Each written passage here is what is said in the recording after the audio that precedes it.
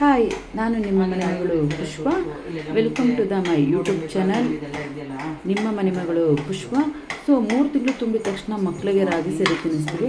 So ರಾಗಿ ಸರಿನ ಯಾವ ಥರ ಮಾಡ್ಬೋದು ಬನ್ನಿ ತೋರಿಸ್ತೀನಿ. ಇಲ್ಲಿ ಬಂದು ನಾನು ಕೆಂಪು ರಾಗಿ ತೊಗೊಂಡಿದ್ದೀನಿ. ಹಾಗೆ ಬಂದು 100 ಗ್ರಾಮ್ ಗೋಡಂಬಿ, ಬಾದಾಮಿ ಮತ್ತು ಏಲಕ್ಕಿ ಮತ್ತು ಮೆಣಸು, ಸ್ವಲ್ಪ ಜೀರಿಗೆ ತೊಗೊಂಡಿದ್ದೀನಿ.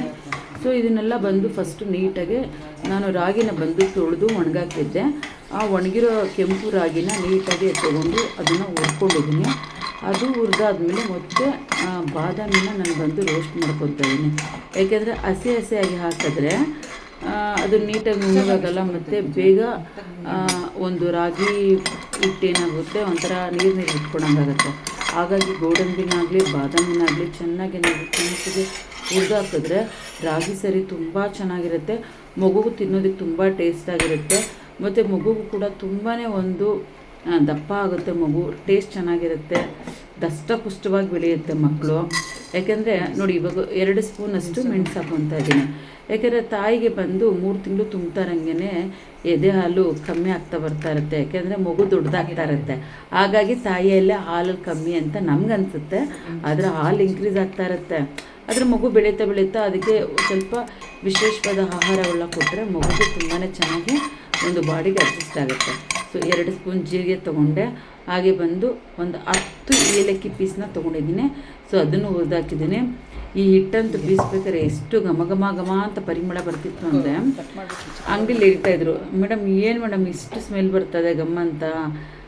ಸೊ ತುಂಬ ಚೆನ್ನಾಗಿದೆ ಮೇಡಮ್ ನೀವು ಮಾಡ್ತಾರೋ ರಾಗಿ ಸರಿ ಅಂತ.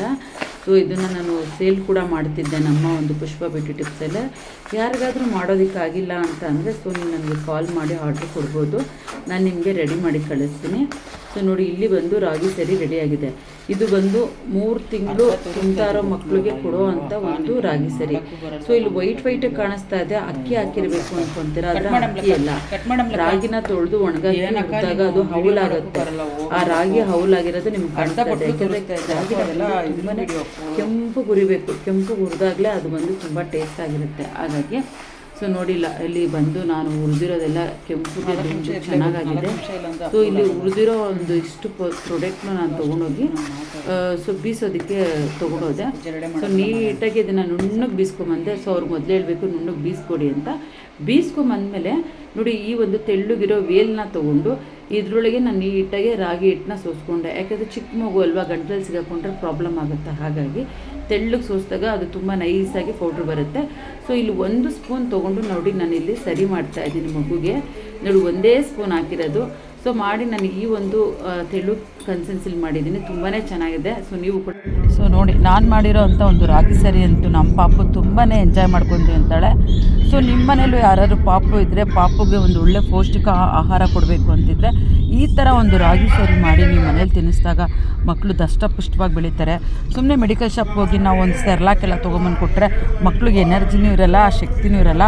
ಆದರೆ ಈ ಥರ ಒಂದು ರಾಗಿ ಸರಿ ಮಾಡೋಕ್ಕೆ ಮಗುಗೆ ಎಷ್ಟು ಎನರ್ಜಿ ಇರುತ್ತೆ ಅಂದರೆ ತುಂಬಾ ಚೆನ್ನಾಗಿರುತ್ತೆ. ನಮ್ಮ ಮಗಳಂತೂ ಸೂಪರಾಗಿ ಎಂಜಾಯ್ ಮಾಡ್ಕೊಂಡು ಈ ಒಂದು ರಾಗಿ ಸರಿ ತಿಂತಾ ಇದ್ದಾಳೆ. ಸೊ ನಿಮಗೂ ಬೇಕು ಅಂತಂದರೆ ಸೊ ನಮ್ಮ ಹತ್ರ ಇದು ಸೇಲು ಕೂಡ ಸಿಗುತ್ತೆ, ಬೇಕಾದ್ರೆ ತೊಗೋಬೋದು. ಇಲ್ಲ ಫುಲ್ ವಿಡಿಯೋ ತೋರಿಸಿದ್ದೀನಿ, ನೀವೇ ಕೂಡ ಮನೇಲೇ ಮಾಡಿಕೊಂಡು ಮಕ್ಕಳಿಗೆ ತಿನ್ನಿಸ್ಬೋದು. ಆದರೆ ಆದಷ್ಟು ಹೊರಗಿನ ಫುಡ್ನ ಸ್ಟಾಪ್ ಮಾಡಿ ಮಕ್ಕಳಿಗೆ ಒಂದು ಒಳ್ಳೆ ಫುಡ್ಡು ನೀವೇ ಮಾಡಿ ಮನೇಲೆ ಆ ಒಂದು ಅಡುಗೆ ಜೊತೆ ನಿಮ್ಮ ಒಂದು ಪ್ರೀತಿ ಬೆರೆಸಿ ತಿನ್ನಿಸಿ ತುಂಬಾ ಚೆನ್ನಾಗಿ ಮಕ್ಕಳು ಬೆಳೀತಾರೆ. ಸೊ ಹಾಗೆ ನನ್ನ ವಿಡಿಯೋ ಇಷ್ಟ ಆದರೆ ಶೇರ್ ಮಾಡಿ, ಲೈಕ್ ಮಾಡಿ. So thank you so much. So ಇನ್ನೂ ಹೆಚ್ಚಿನ ವೀಡಿಯೋಗಳಿಗೆ, ಹೆಚ್ಚಿನ ಟಿಪ್ಸ್ಗೆ ಸೊ ನಿಮ್ಮ ಮನೆ ಮಗಳು ಯೂಟ್ಯೂಬ್ ಚಾನಲ್ನಂತೂ ನೋಡೋದು ಯಾರು. Thank you. ಅಲ್ಲ, ನನ್ನ ಮಗುಗೆ ಸರಿ ತಿನ್ನಿಸ್ತಾ ಇದೀನಿ. ಮಾತಾಡಿ, ನಮ್ಮ ಮನೆಯವ್ರ ಹತ್ರ ಮಾತಾಡಿ.